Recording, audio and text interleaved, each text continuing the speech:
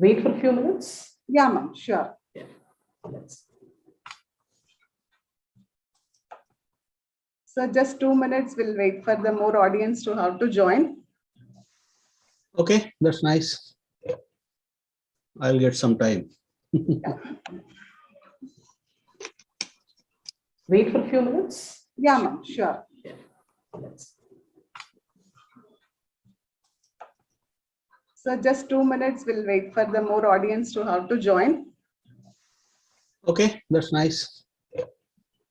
I'll get some time. Wait for a few minutes. Yeah, ma'am, sure. Yeah. Let's. Aparna, ma'am. So just 2 minutes, we'll wait for the more audience to have to join.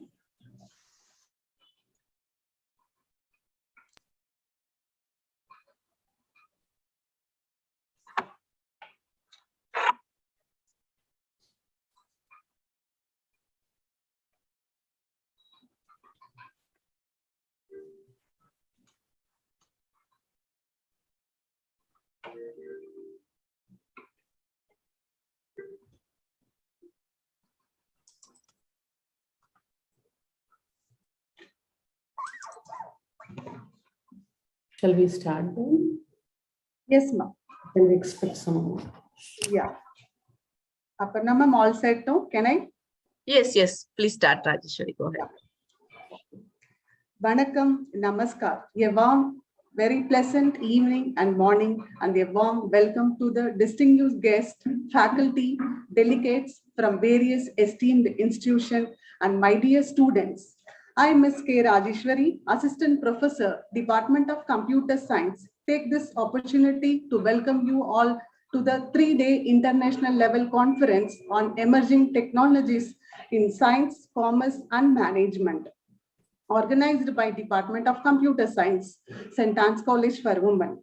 We have successfully completed day 1 of our conference with the 2 technical sessions on the topics of AI and research dimensions, and 4th industrial revolution with lot of inputs from our esteemed resource persons. Now we move on to the day 2. Before starting today's session, I would like to thank all the participants for their active participation on day 2 and hope the same continue for the day 3. Let's begin this wonderful evening by invoking the blessings of God Almighty. I used to believe that prayer changes things, but now I know that prayer changes us and we change things. Well said by Mother Teresa. I request Aparna ma'am to play the prayer song.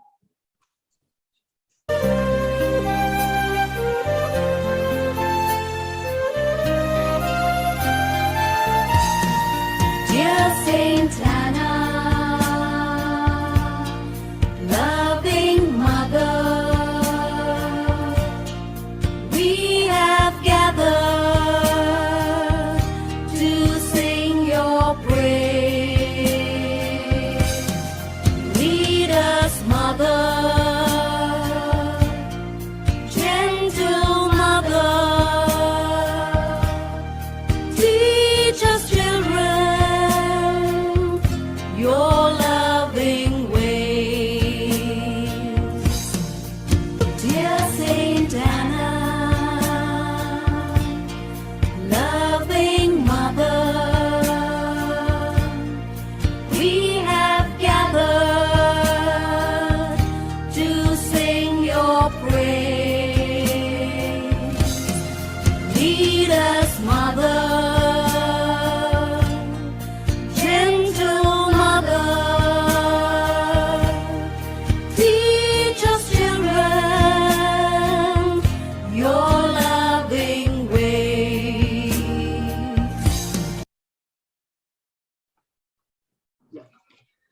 Let's start our session with the wonderful quote. It's not that we use technology, we live technology. Well said by God Ferry. So to enlighten our minds with the advance in technology, I would like to invite our speakers of day 2, Dr.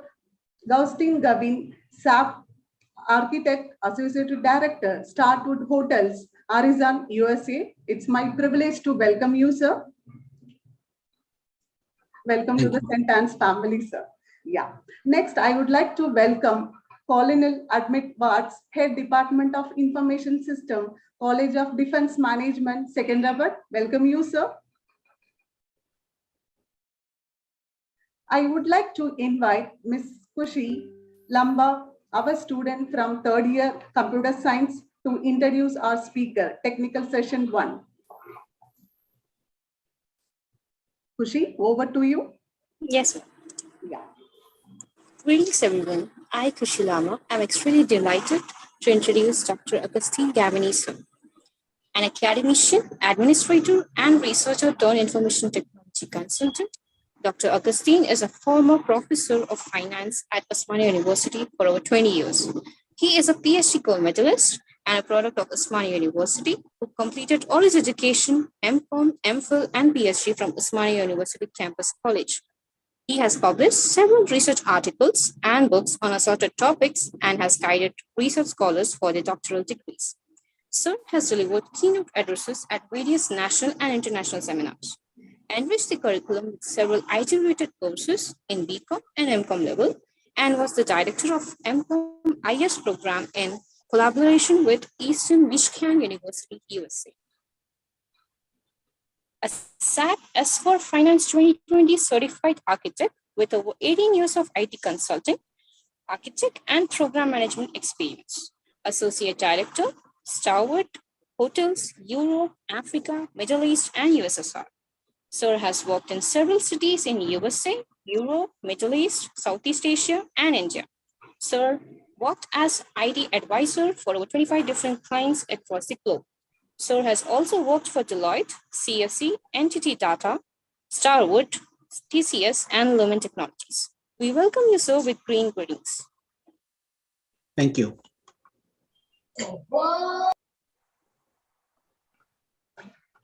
Yeah, sir. This is in the name of all the delegates who are the resource person. We have planted the sapling in our college premises. Please accept our virtual plantation, please.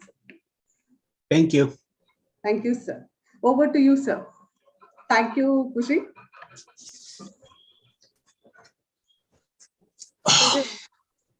Okay, can I share the Yes, presentation? sir. You should be able to. Host disable participation screen sharing. I think somebody need to enable, Just a minute. make me presenter or whatever.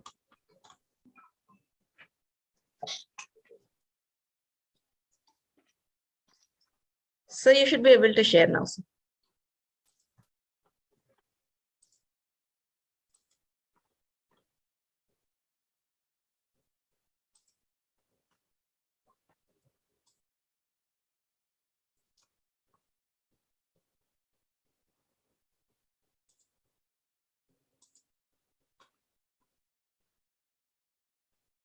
So are you able to see it now? Yes, sir. Yes. Okay. Good evening, everybody. If you are in India, good morning, wherever you are. So my name is Augustine Gavini. A couple of weeks or no months back, Renuka from Computer Science Department has contacted me, and that's where I am here. Maybe I think somebody from Department of Commerce must have given my name. So I worked in Department of Commerce at Osmania University for quite some time, I think 20 years.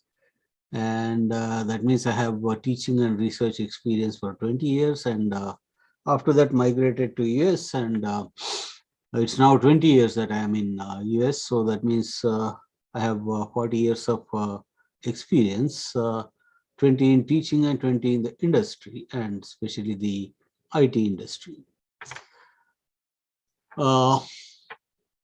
I congratulate the college, St.Ann's College, for conducting this virtual conference, international conference, and thank the college and the administration for giving me this opportunity.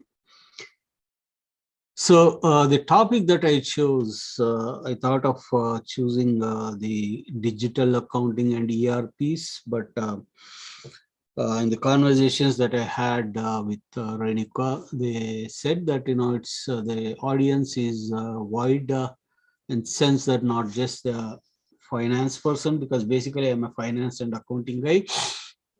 So then I said that, okay, let me make it a little wider by concentrating a little more on the enterprise resource planning. So I will be giving you an overview of the enterprise resource planning, what it is, and who are the players, and how it is progressing over a period of time, and how it has changed the complexity or complexion of the organizations, and how it is helping the organizations to be productive and agile, and how big it is, and what are its dimensions, and how did it evolve over a period of time. So these are the things that I'm going to discuss: challenges of the legacy, then ERP features and drivers and outcomes of ERP. Then, if time permits, I would just very briefly talk on the leader of SAP, which is leader of ERP, which is SAP, we call it normally as SAP. Then the business processes, and try to give a conclusion. So now it's, I think I have 40 minutes now, and I would like to complete all these things in this particular time. Let us see how it goes. So my story started, just wanted to give you my story as to how I entered into the computers, because you may be wondering, as 40 years back, he has completed his master's and now he's into the computers. So sometime in 90s, the computers came into the Usmania University, and we entered into the computer room, not to learn computers, but for the air conditioning which it had in its room. So there was an air conditioning in that computer room, and that motivation for me was air conditioning and not the computer. But anyways, all this is self-learning. I did not go to any college. I did not go to any school for learning the computers. And now here I am after 20 years telling multiple organizations all over the world how to manage their business through the technology. So probably to some people who are youngsters, this could be a motivating talk, in sense that I started learning my computers at the age of 42. Now I'm 63 or something, and that's where I am telling all the Fortune 500 companies or Fortune 100 companies as to how to manage your business by adapting the computers or adapting into the latest technology. Just a brief start. I don't know the audience. I think definitely they are much younger audience. They must have seen something like last two, what we call it as the pictures. But we started our life right from those ordinary telephone, to your smartphones, to your cycles and Lambretta and all that stuff. And the bullock carts, I don't think you guys have gone in a bullock cart, but we have gone through all these things into the current, ambassadors and, Mercedes-Benz, and also the A380s. Then we have gone through all these process. Why am I putting all these things? Because as individuals, we have adapted and gone through all these changes. And the current generation has learned what we call it as speed and instant gratification. And the takeaway from this slide is that the organization reaction, how it is to all these changes. It is not just the individual reaction, because we know about the individual reaction, we adapted, but how the organizations have adapted the changes which have happened. This is about the younger generation. The biggest issues for you is not food, clothing, and shelter, but it is the Wi-Fi signals are low, your battery is low, your slow updates on all your gadgets that we have. So these are all the gadgets that we have. If we take any average American kid, all these gadgets are there for each and every kid. My kids, both of them, both boys, they have all these things. That means there are so many gadgets which are around all over the world that you want all these gadgets to be connected to the organization. Or in other words, you have a smartphone. The managers want everything on their smartphone to be performed, not just on a computer.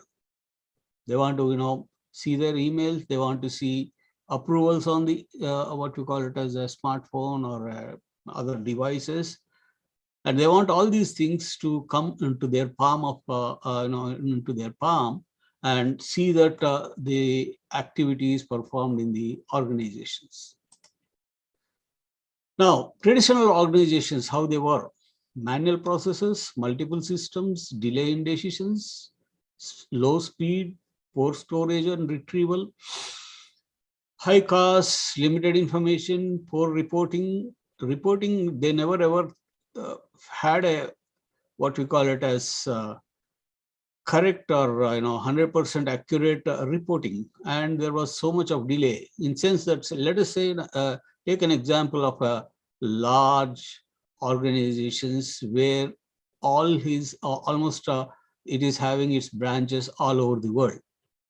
So they want to know what was the sales which was done in a place called Telangana, in a district called Hyderabad, by a particular salesperson.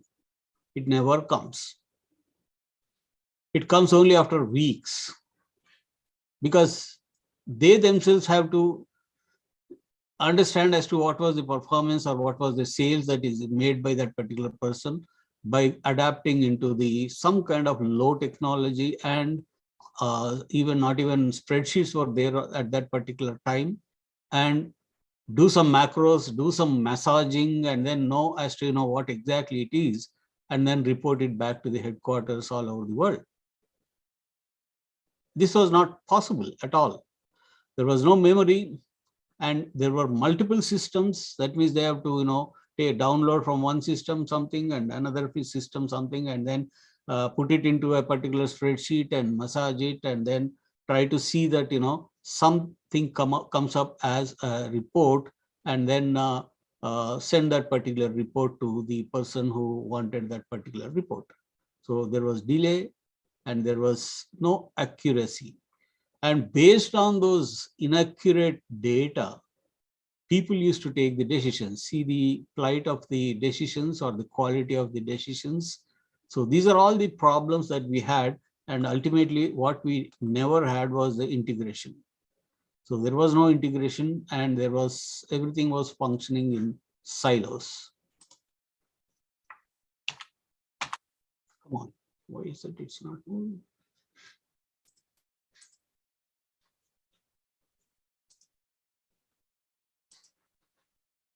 Okay.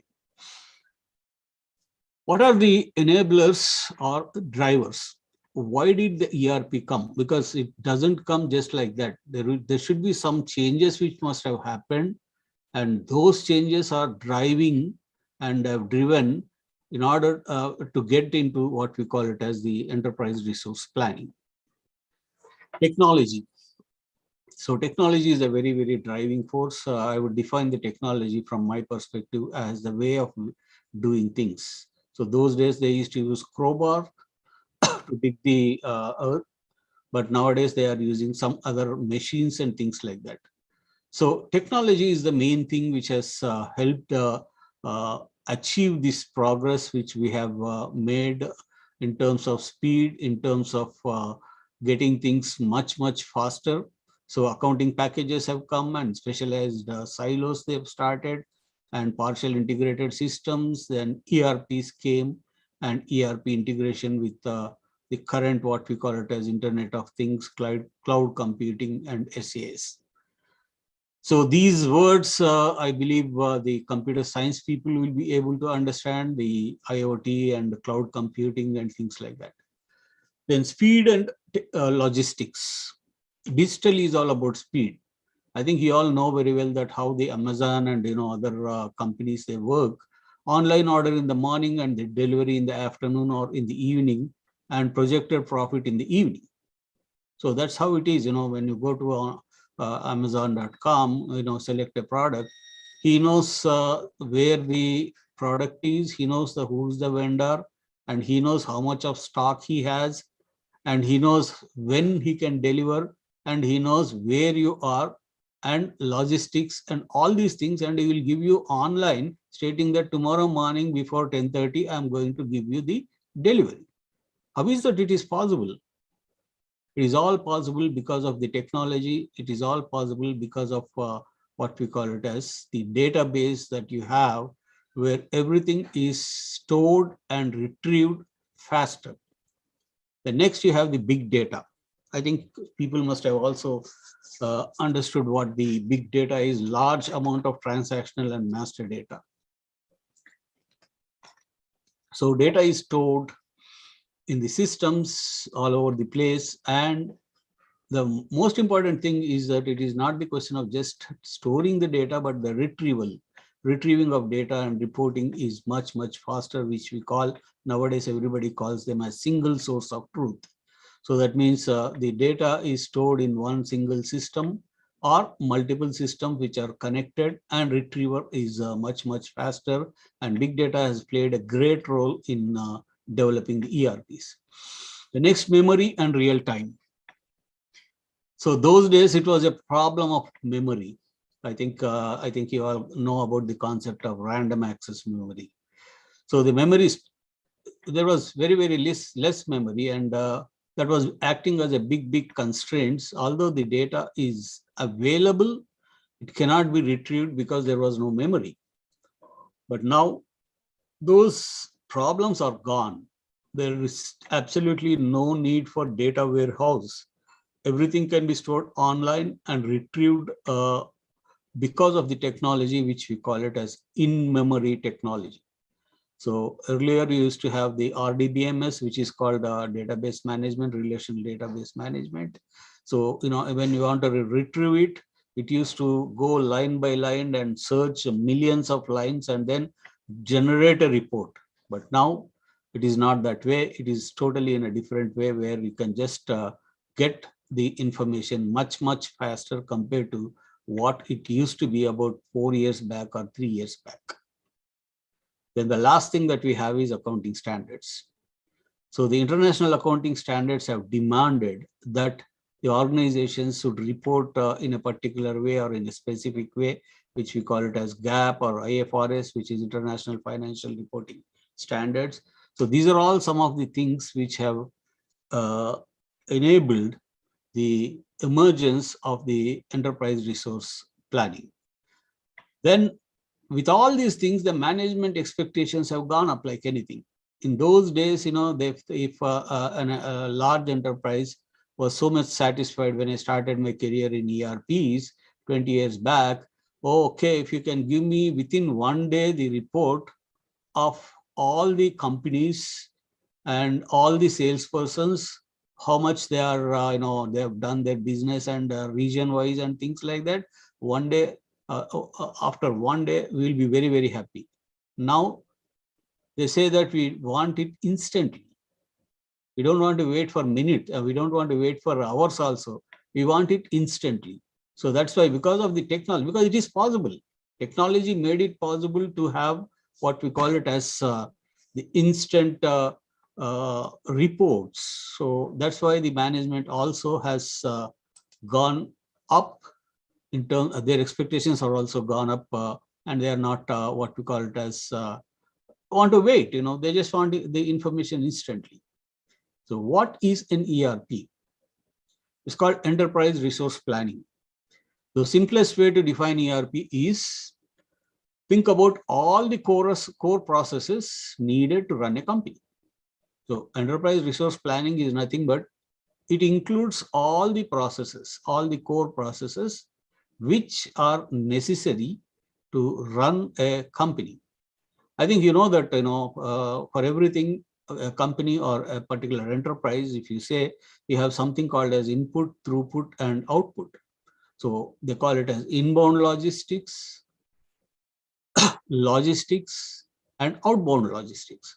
To simple ordinary person, I would say that, buying something or manufacturing something, processing it in the organization, and then selling it.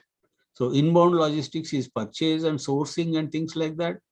And logistics is your finance and R&D and asset management and things like that, manufacturing.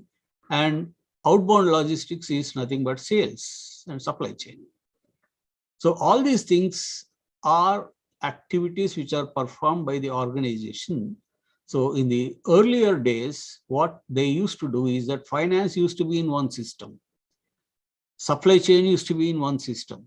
Sales used to be in one system. Manufacturing used to be in one system, and there was no integration. Now, integrating all these processes, all these systems, and bringing into one umbrella is called as your enterprise resource planning. So that means all the things are available in one system. So that means the moment there is a purchase order, if we talk about purchase process, the moment there is a purchase order, it is available in your system. And then after the purchase order, you have the goods receipt. That means you receive the goods. That means an accounting document is generated. Then you have an invoice receipt. And after that, you have the payment for the invoice. So all these things are available in one single system. That means purchases are manufactured, the sourcing and procurement, goods receipt is a finance process, and banking and all those things are finance process, and selling is again the sales process. So all these things are available in one single system, and then you have complete integration. And lastly, I would say that the ERPs go on the premise that all types of business could have common processes to the extent of 80%, and balance of 20% need customization. So that means any organization, it purchases and then it sells. So there could be multiple industries, some of them retail, some of them educational institutions, some of them are what we call it as purely manufacturing, some of them are services. So all these industries, they do the same thing to the extent of 80%.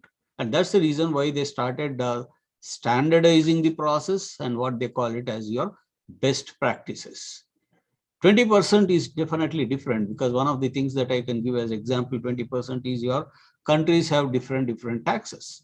US taxes are different, Indian taxes are different, Korean taxes are different, Japanese taxes are different. History of your ERPs, I don't want to spend a lot of time. It started in 60s with only finance. All the computerization started with finance, and then it entered with it started with different systems, which you call it as standalone applications in 70s, and then manufacturing has started some kind of automation in 80s, and in 90s the ERPs came. And in the concept, in the case of ERPs, we have something called as 3-tier architecture, which the computer science guys definitely know. It's called client, application server, and presentation server. Then came in 2000 the web applications. Then in 2010 the concept of cloud, and cloud adoption has become, and then that has become a little more cheaper, because once you say the difference between cloud and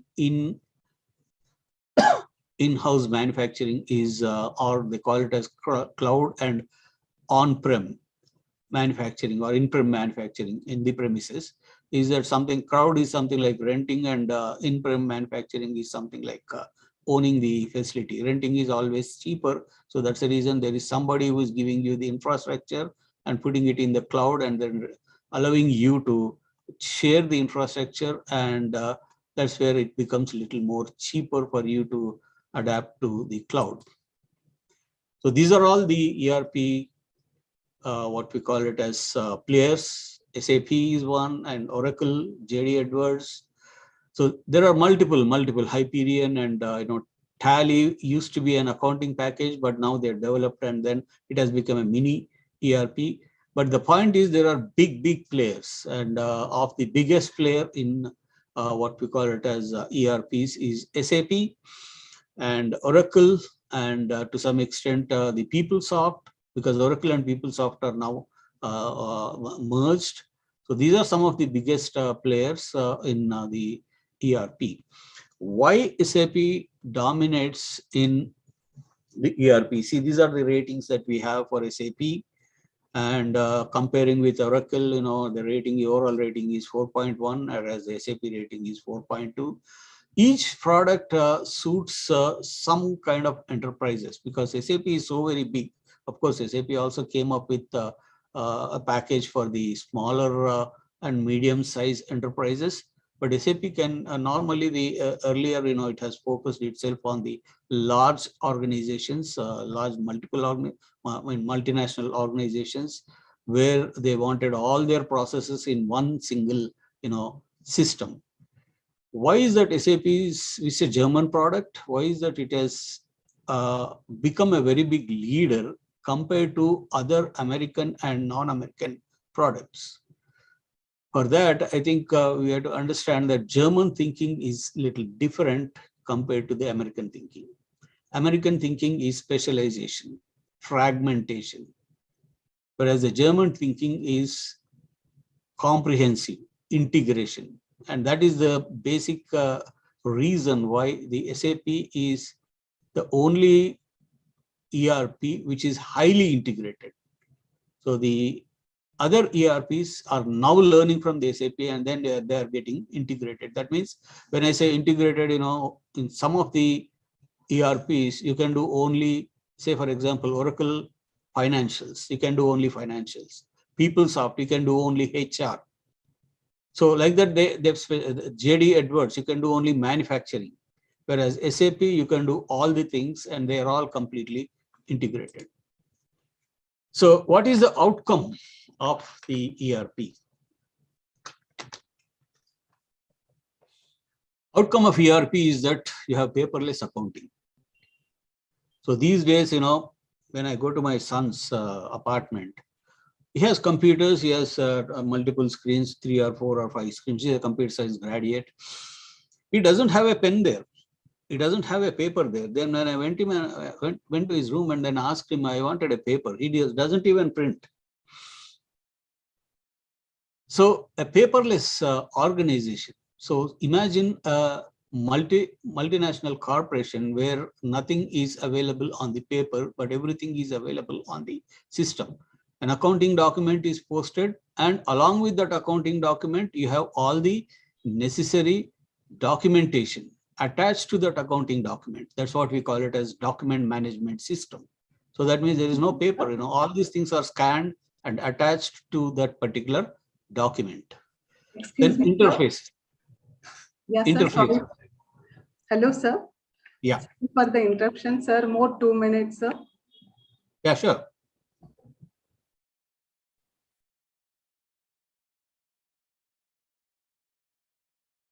What did you say? Just you take more 2 to 3 minutes, sir, 2 to 3 minutes for? to end the session, sir. Because we have another session is there, afterwards presentation is there. You just may take 2 to 5 minutes time to complete your session, sir. Okay, sure. Yeah, thank you. This will be the last slide that I will be explaining. Okay, sir, thank you. So ultimate end result or outcome of the ERP will be paperless accounting. Then you have what we call it as interfaces. That means you have multiple interfaces coming into the organization. That, for example, tax will be computed by some interface, and some other suppliers will be doing some other interfaces. Then you have management of data quality, the centralized data management. Then you have a lot of automation, a lot of what we call it as process automations, say, for example, payment program, all the invoices will be depending upon the payment terms. You will be making the payment on automatic payment. Nobody will go into an invoice and then look at it, but the system computes when the payment has to be made, how much of trade cash discount that you will be taking. Then you have the uniformity of systems, then integrated consolidated system, in sense that you have group reporting instantly by various company codes of different countries in different currencies, translated into a one group currency. Then real-time reporting, so everything is reported online. Then creation of transparency, that means you will be able to drill down and then go into the deeper understanding of all the transactions. Then analytics from multiple systems. Then you have tools for visualization. We have something called as Fiori, which is a front end, which gives you a lot of insights into the various aspects of the reporting. Then you, as I already told you, that you have something called as cloud computing. So these are the outcomes that we have on the ERPs. And the last conclusion that I can give you is the future of ERPs. ERPs have transformed the business to run an efficient way by doing something called as standardized processes. Cloud and data management, advanced analytics are actually poised for further elevate the ERPs. Quick, effective decisions because of the information that is available, which is accurate and faster. And best practices are some things which are standardization of the processes, which would definitely help organizations. And less time for implementation because everything is standardized and pre-configured. Then sophisticated technologies like cloud, artificial intelligence, data science, big data, Internet of Things are going to bring greater changes and challenges to the ERPs. And one last word about why is IoT? What is IoT? Why it is named as Internet of Things? They just say that it is Internet of Things. The reason why they put the word things is that they do not know what are those things, because a thing which is there today is obsolete and some other thing is coming tomorrow. So that's why they do not know what is a thing. That's why they put it as Internet of Things. And the last presentation that you have is, if you see all these 5 images, the 4 images on the corners and the image in the center talks about the Internet of Things. So all these smartphones, smart watches, smart what we call it as bulbs and smart TVs, smart whatever, everything, which are all linked to Wi-Fi, which are all act as the devices to get the information or process the information and see that the information is available for the people and also the organizations. So I now thank everybody for listening patiently, and because of the time constraints, I was not able to give you a lot of information. And I thank the St.Ann's Mehndipatnam College for giving me these opportunities. Thank you, sir. Thank you so much for the wonderful session. Sorry for the inconvenience due to the lack of time. We could not able to give the time, sir. Okay. So it's really, thank you once again. Thank you so much to accept our invitation and to part this event, sir. It is a pleasure for us. And the way you explain about the ERP system, it's in once upon a time we can tell that networks will follow you. Now we are following the networks, like that only it is going on. The way the exhibit about the market seller about the ERP products, it's really good, sir. And the thing, the motivation concept about this, the age is not a barricade to learn anything. So really it's a kind of motivation for us and for our students also, sir. Thank you so much once again. Welcome. Welcome. Yeah. So now I move on to the technical session 2. I would like to invite Ms. Karishma from Computer Science Department, final year student, to introduce our second speaker, Colonel Amit Vatsa. Over to you, Karishma.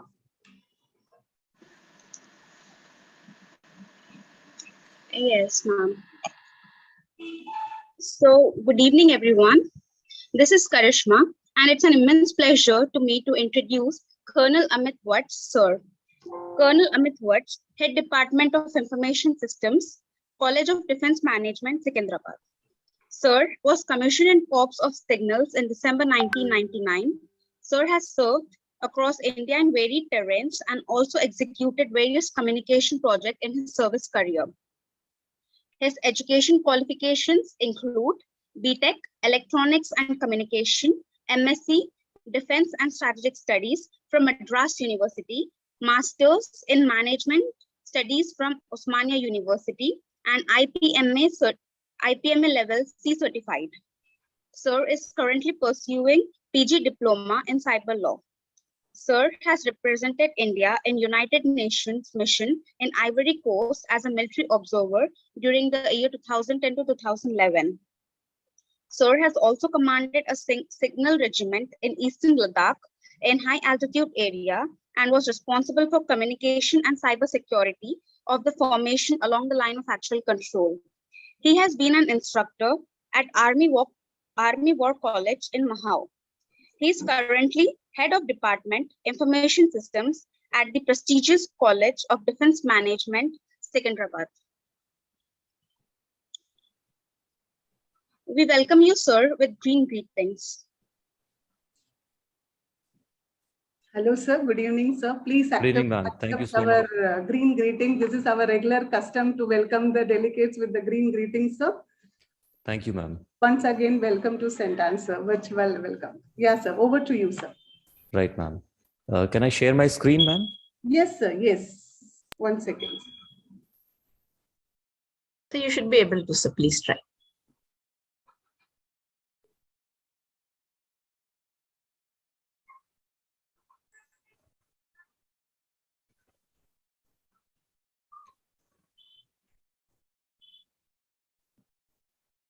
Is this slide visible, ma'am? Yes, Just a confirmation. Yes, sir.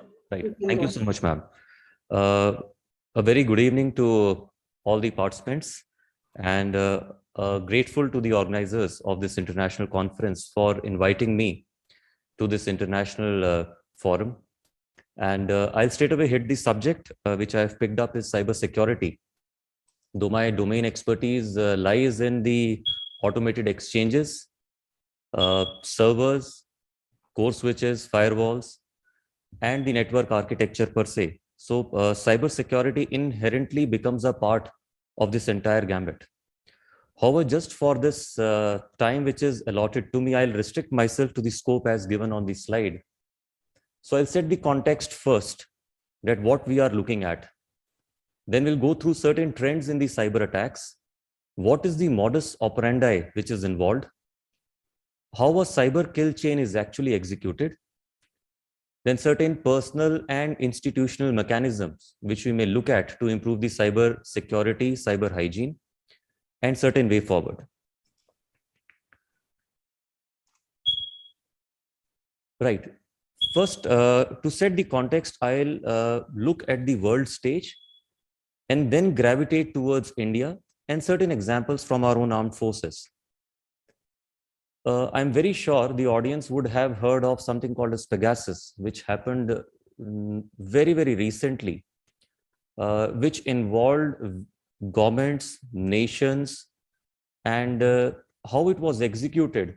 There was an Israeli group by the name of NSO, which found a vulnerability in the iOS, which is the Apple devices, and was able to infiltrate and position a malware into the device. So one of the governments, the suspected one being UAE, purchased the licenses for this Pegasus and tried to use it to spy off on Ahmed Mansoor. However, the person was quite a smart one, and he didn't click onto the malware, and in turn contacted the Citizen Lab, which is a part of University of Toronto, Canada, for their analysis. So during that forensic analysis, they analyzed the vulnerabilities and duly notified the Apple authorities. And this is how the entire issue came to the light in public. One would definitely would have read the articles in the news media where the beneficiaries of Pegasus were highlighted. Further on to the global arena, if you look at, I'm very sure I'll not play these videos because of paucity of time, but the two recent attacks, both to the US, SolarWinds attack and the Colonial Pipeline attack, manifested because of the hackers able to identify certain vulnerabilities and then exploiting them. Both have been attributed to the Russian special agencies and created a lot of furore. And the left one being was a supply chain attack. The right one, which is the Colonial Pipeline attack, was a ransomware attack. By the virtue of name ransomware, which was attributed to an organization called as DarkSide, the government federal agencies ended up paying this ransom before the services were restored. Now, from this global cases, which I just highlighted, if we look closer back home, we would realize because of our adversarial positions, both with our Western and Northern adversary, we are always into the thick of actions. And these incidents highlight what I am trying to bring to the notice of the audience. So if you look at the SpiceJet ransomware attack, a lot of flights got cancelled. The General Motors data was hacked. Oil India headquarters was demanded 60 crore rupees. Then the Indian power grids were also targeted in Ladakh during the Galwan crisis. And definitely the terminal port, which is at Mumbai, was also attacked. If I can just relate a few examples from our own armed forces, because we are custodian of a lot of sensitive information. So these are the profiles which invariably one may come across onto the social media platforms, which are being operated by PIOs or the Pakistan Int operatives. However, they claim to be here somewhere in India, but actually they are located somewhere in Islamabad, the cases which I just showed in the previous slide. And this manifests into stealing of information from our personnel, the cases being in 2017, in 19, and the recent one also in 2021. Okay, so why I'm setting this context is that we are all aware of the Moore's law, that the number of transistors on microchips doubles every 2 years. But what is the implication is given by none other than Phil Zimmerman, who is the architect behind the PGP email encryption software. He's a cryptographer himself, and he says the natural flow of technology tends to move in the direction of making surveillance easier, and the ability of computers to track us doubles every 18 months. So I'm bringing about the not so very pleasant side of the cyber domain, wherein the technology is itself enabling all these cyber attacks to manifest. Okay, so what are these trends in technologies which we are talking about? We are talking about right from the ages agriculture, we are into the IoT revolution, which Dr. Augustine rightly mentioned, that Internet of Things is the new revolution which is affecting all of us. From Web 1.0 into domain of metaverse, which is entire virtual world where we are supposed to interact, socialize, and so on. We were into a 2G domain not very long back and migrating to 6G by the end of this year. From chatbots to humanoids.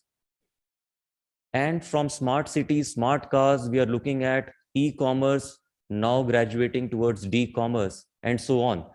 So these trends in technology were supposed to unfold in near future. But thanks to COVID, that this entire procedure of digitization has reached us much, much earlier. And especially in India being the software hub of the world, we have achieved it much, much in advance. Right.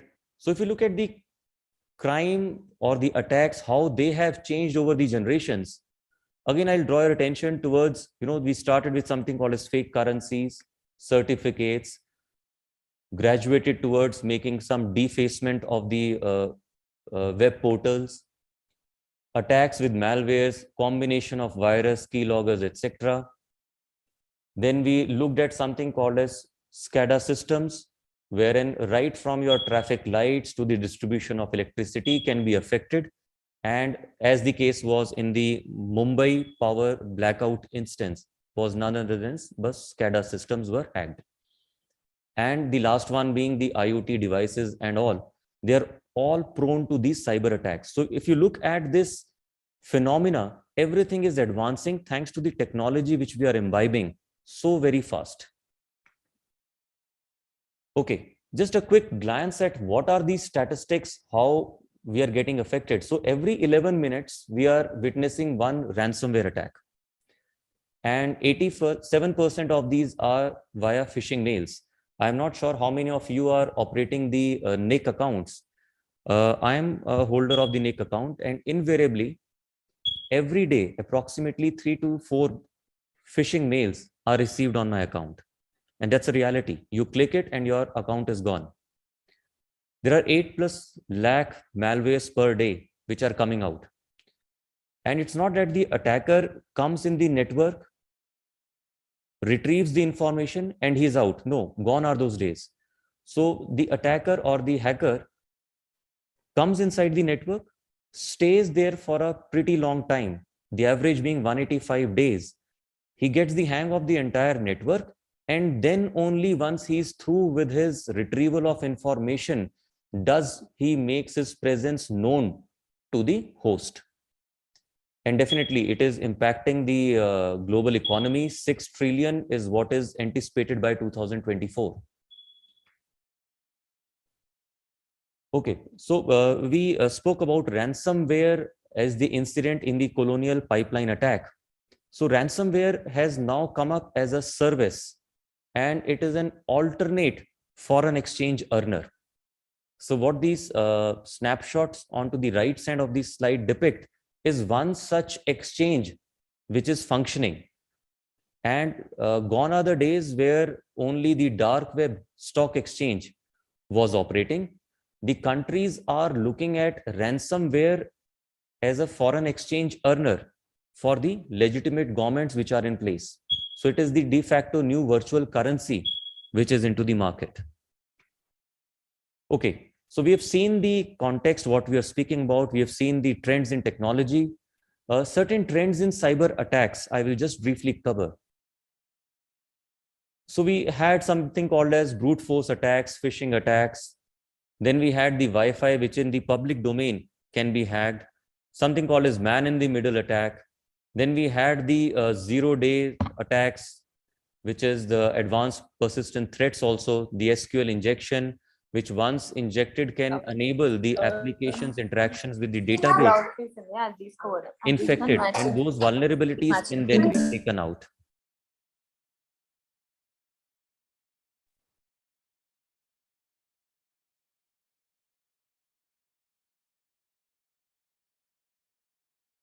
Yeah, sir, you can continue. Yeah, am I audible again, ma'am?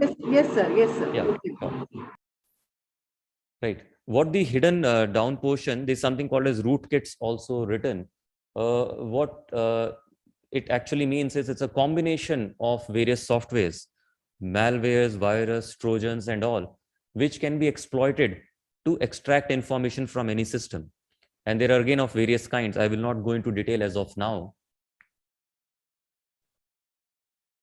Okay.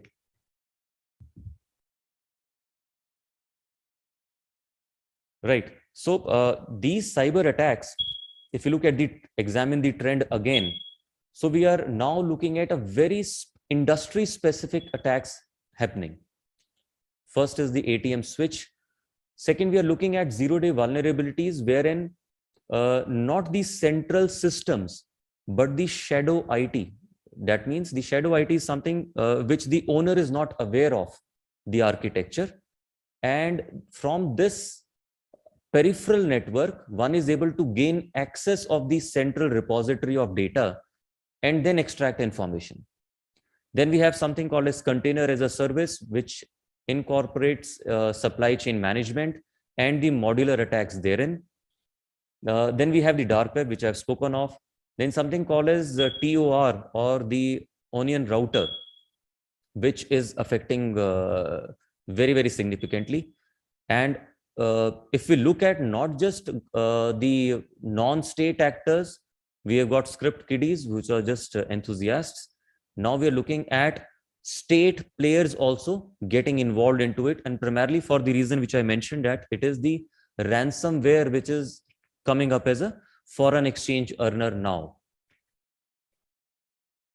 Okay, so more or less I've covered this point in my previous slide, that how we are going about it. I'll straight away come on to the modus operandi of the attack. So I'll draw your attention how this thing is unfolded. So if we look at the active domain servers, which is mentioned as AD servers here. So if you look at this AD server, 26 December, there is some malware, something which has, or some software update which has gone to these end users at Gurgaon, Mumbai, Bangalore, which in turn is connected to the outside world, pushed and executed ransomware file through this group policy. Okay. If we now retract that how this was unfolded, so from the SCCM services, all these ahead are SCCM clients basically. So all these software patches, updates have gone in on 19th and 20th of December to all these users, and from these servers they got pushed to the outside world. So the Dropbox on 25th December had this software update which had malware infected. The impact payload was done on 19th and 20th, and finally on 25th it was pushed ahead. This is the file which I am talking about, microupdate.xyz. So the attacker has given this file through the SCCM server. It has gone to all these clients and ahead, where as decided by the attacker, this malware will be unleashed. Okay. And this is how at the backend, the complete chain is what is displayed. So if somebody wants to attack, he will take his own time in the entire reconnaissance. If you look at the timelines now, so from 8th November 2021, he has been able to come inside the architecture of the network and eventually dropped the package on 26 December to a larger audience. This is what I was mentioning, that how a common modus operandi of an attacker looks like. These timelines are just for an example. One can truncate or expand based on what is the aim of the particular hacker. Okay, so that was the first example. The second one is for the phishing mail. So if we now look at the attacker, which is given out here, so he puts this phishing mail through the firewall of the system. The victim gets affected. The machines are compromised. It expands laterally into the network architecture of the organization, goes beyond, again through the firewall. It goes to their critical networks, goes to the client network through the active domain server, through those directories. Everybody gets infected. This is how a typical phishing mail actually unfolds itself. Okay, and last one is obviously the data extraction part of it, which goes back to the attacker. Okay, coming on to the next part of the presentation, which is something called a cyber kill chain. So after witnessing what is the modus operandi, how actually it is unfolded in real world is what I'm going to speak about now. So there are 5 distinct phases in a cyber kill chain. It starts with a passive reconnaissance, goes to active reconnaissance, engagement of the target, exfiltration of the data, and the source cultivation. So if we look at the passive reconnaissance, now I'm just highlighting the activities which are under the first part or the first stage, which is passive reconnaissance. So whatever one is doing on social media, the footprints are captured. Whatever is the personal identifiable information is gathered, and then the so-called customer is targeted. So passive reconnaissance is only about extraction of all these PIIs and then making a repository of this data and then sequentially targeting them. So once we have this data, then is the time that the active reconnaissance comes. Now, during this phase, the profiling of an individual is carried out. That what is it are his browsing activities from his history one can retrieve. What are the chats? What are the safeguards mechanisms? What are the personal interests one is looking at? And once the profiling is completed, they segregate that who is the one who is more important and who is less important, who is more vulnerable, who is less vulnerable. And then the individual is targeted. Okay.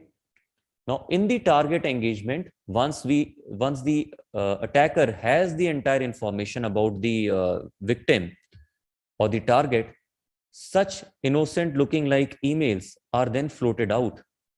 One can get SMSs on the mobiles with those links.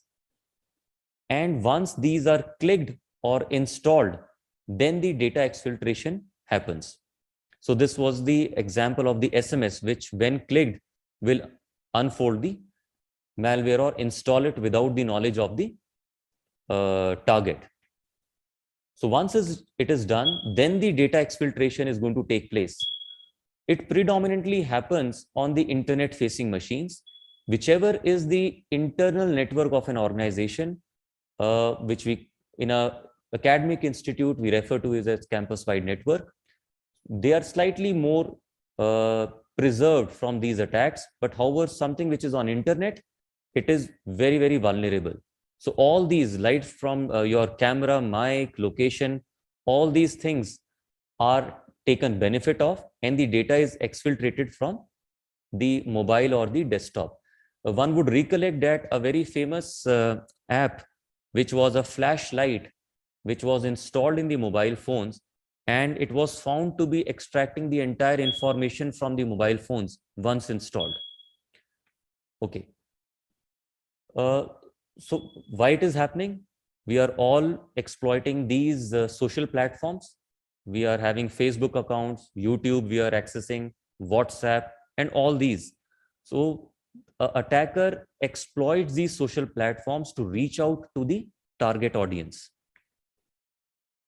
Okay.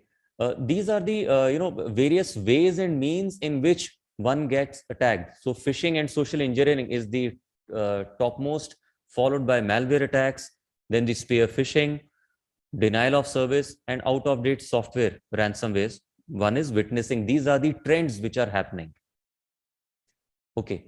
So who all are involved? So 75% are perpetrated by outsiders. 25% are involving the internal actors. By internal means our own inside threats, which people either non-malicious or malicious users end up giving the information of the organization. 62% of these breaches are actually hacking, and half of the breaches included malware. So like I've been mentioning throughout my presentation, it's the hacking and the malware, two words which I've been very closely following in all the case examples which I've highlighted. Okay, 66% again via the email attachments, phishing mails being the common one. Okay, just a quick differentiation of what these four words in social engineering attacks attribute to. So first is phishing, which is nothing else but a fraudulent email coming from bank. That's the reason people keep advising that banks do not send any emails to its customers. Okay, but still people end up falling prey to it. Second is wishing. So wishing is nothing else but not an email, but a call, this time coming from a bank and asking for your bank account details. There are a lot many ads also which are featuring on television nowadays. SMSing is a fraudulent text message coming from bank. And lastly, the SIM swap fraud is nothing else but a fraudulent SIM, which is a copy of your SIM, wherein the information doesn't come to your SIM which is linked to your bank account, but a fraudulent SIM gets the entire information, which includes the OTP once you do a transaction. Okay, so that was just for academic and your personal requirement. I have shared these 4 words. And this is what the snapshot of what one receives either on the email or as a message. And these are all fakes. These are all fake. No bank corresponds in this manner. So if I can put it as a very common layman, that every app is a spyware actually. They want some bit of data of yours, either personal or professional. And if you are convenient about it, it is inversely proportional to your own security. Okay. What can we do about it to safeguard ourselves and our organization? So to be cyber smart, these are the points which I have listed.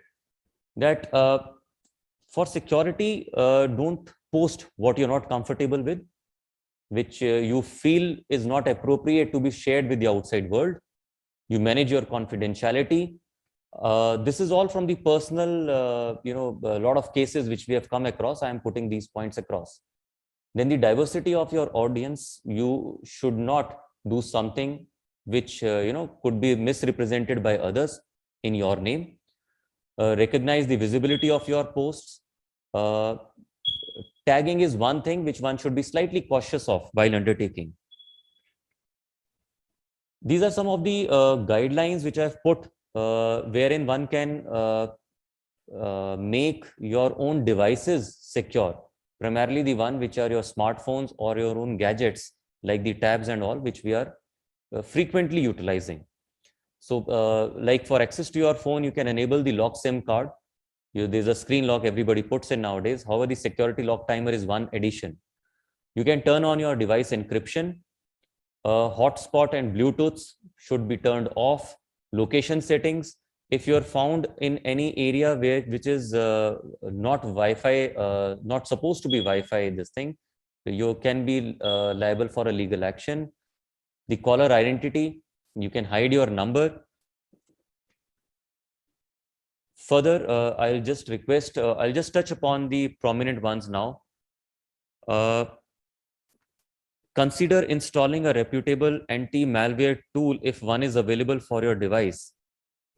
All of us keep getting this anti-malware tools to be installed. My request would be that look at the authenticity of the software first. Then only, if you have a sandbox environment sort of a thing in your premises, in your organizations, do the testing first and then only advise others to exploit it. Okay. I have moved from the personal domain to the organizational domain now, wherein colleges, institutes, and others can get benefited from. Again, not the rundown of all the points which I've listed, just a point of the air gap violations. Now, all organizations do maintain a certain degree of material which is internal to them, and do not want to publish it to the outside world, and hence it gets resided into the servers in their own campus-wide networks while maintaining their internet profiles. So this air gap between the two verticals of the intranet, which is your campus-wide network, and the civil internet has to be maintained. That sanctity has to be maintained, and any violations pertaining should be dealt appropriately. We must look at the audit every year which we carry out. Please do remedial actions of there and then only move forward. Taking a leap ahead, I just listed certain points. One pertinent is something called as sanitization box, which I just spoke about briefly. Sanitization allows you to transfer information material from one vertical of the campus-wide network to the second vertical of your civil internet. And the testing of your various softwares can happen in the sanitization environment.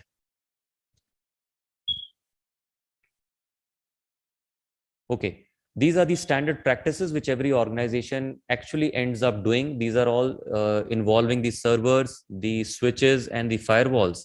How these simple settings can make your architecture very, very strong and not fall prey to a simple cyber attack. Okay. Last part of my presentation where I'll just equate what happened in COVID. I've just related to how the cyber hygiene can be maintained. So if you look at the first point of cyber hygiene during COVID, we all maintained social distance, mask, regular washing of hands. So if we relate it to our cyber security posture, it translates to basically your password security, do's and don'ts, your best practices. In COVID, we were self-monitoring ourselves based on what was coming to us, either a cough or a slight temperature. So herein also at your own endpoints as an end user, please look at those security starts at the endpoints and not just the server end. As regards to immunity development, we were looking at good food, good eating habits, good atmosphere to live in. In cyber world, it translates to improving the immunity. So you are looking at your antivirus upgradation and so on. Legacy systems, which even the previous speaker was alluding to, we were looking at in COVID above 65 children and other people to be safeguarded first. So herein also you look at your legacy systems and then only move ahead to the newer generation equipment. We must develop cyber resilience in the event of attack. Like I mentioned that post-COVID, during the recovery phase, one was to let the body recover. We were taking a lot of supplements. Same is the case here, that once we go through an attack, one must rebound back. And that is what the resilience is. Last slide of the presentation. I'll just touch upon one point. Correct. Network segmentation, which is the last point. We must look at the segmentation of network into a various categories and not just a one solution fit all. So it's not a flat one. Must look at what are the critical assets, what are the medium assets, what are the low threat assets, then only work upon a solution for all these. This is where I conclude my presentation, that security is not complete without you. I finished. Ma'am, I hope I was in time. Yes, sir. Yes. Though I rushed through because of paucity of time, but I thought it's... Yes, sir, we can able to understand. We also wanted to hear more from you, but due to the lack of time, we could not, sir. Definitely we'll have your session future. Sir, thank you so much. Thank you, ma'am. Thank you so much. Yes, sir. I take this opportunity to thank you, sir. Really, the way you explain about the cyber attacks, it's wonderful. I hope the way you display the content, really, that percentage, what you mentioned, it give the awareness for the young minds, especially, sir. Although how much we are in the social media, how much we are using, how much pros and cons is there, it's clear. You explained very well about the topic, sir. So thank you, sir. Thank you, sir, for throwing light on the reason cyber attacks and dangerous associated with the technologies and the development. Apart from that, even individuals and the organization level are at equal risk, is there. So we came to know about all the things very clearly, sir. Really, it's a fruitful session for us. Thank you so much. Thank you so much, ma'am. I'll now unshare the screen, ma'am. Yes, thank you.